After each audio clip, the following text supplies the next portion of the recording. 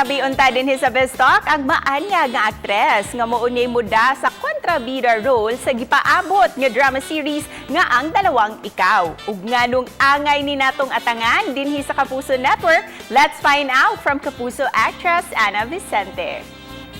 Maayong buntag, Anna, and welcome back sa GMA Regional TV Live. Maayong buntag po sa inyo, mga kapuso sa Visayas. Maayong buntag. Maayong buntag talaga kasi ikaw ang kasama namin. Kumusta ka na, Anna? Okay naman po. Coping, home quarantine. Every morning when I wake up, I cook, breakfast, tapos I work out, I walk with my dog. Ganun po, simple lang naman. Pero I make sure na talagang may gagawin ako kasi mahirap yung walang ginagawa. Ang dami mong naiisip. Totoo talaga yan. You have to keep yourself busy. And talking about your fitness routine, how do you maintain your #summer body? Kasi goals ka talaga, Ana. Eh. No, thank you. Grabe. Nakaka-overwhelm po.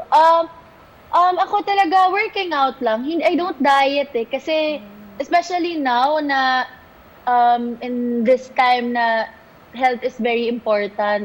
Hindi talaga ako nagda-diet. Pinagbabawalan ako ng mom ko mag-diet kasi it's kailangan mo talagang maging healthy. Pero syempre para we can maintain our body, talagang kailangan natin mag-workout.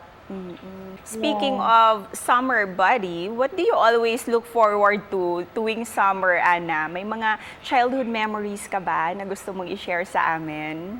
Every summer, we make sure that we go to the beach, to different beaches, with my family, with my sisters, and do a lot of activities po sa beach. And speaking of traveling, nakapunta ka na ba dito sa Cebu, Anna? May mga unforgettable experience ka ba when you visited Cebu? Well, yun, sa Sinulog, sobrang fun. First festival ko po na napuntahan yun ever in my life sa Cebu. So, yung sobrang grabe pala yung culture ng Sinulog. Tapos, and syempre yung mga party alongside. So yun, sobrang saya po talaga. Sa bago mong project dito sa Ang Dalawang Ikaw, you will play the role of Beatrice. What's the challenging part ba, Anna, of portraying an antagonist role? It's very fun. Well, sa challenging part, siguro yung mga bashers.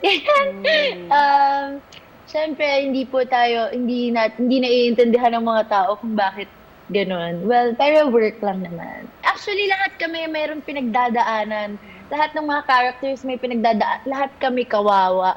Kasi we're all victims, ganyan. So, ako naman, sa part ko bilang si Beatrice, ako naman gagawin ko lang talaga lahat para sa taong minamahal ko. Very timely ang Dalawang Ikaw dahil maaring meron sa atin, sa mga kapamilya natin or mga kaibigan natin ay nagsusuffer na pala sa ganong kalagayan, hindi natin alam. Well, ayun, this is very educational. Excited na kami, Anna. So please invite everyone na panoorin ito. Mga kapuso, sana po ay abangan niyo po at suportahan ang Dalawang Ikaw. Malapit na po yan sa GMA Network, afternoon prime. And lastly, Anna, ano ang mensahe na gusto mong ibigay para sa mga kapuso natin at kung saan ka din nila pwede i-follow sa social media? It's Anna Vicente on Instagram and Twitter. Anna Vicente po on Facebook. At sana po ay lahat po tayo makaahon dito sa kung ano man po yung pinagdadaanan natin. At eventually, basta God will provide, God will put us to a better place soon. Maraming salamat po. Daghang salamat, Anna, for that message. Ingat ka.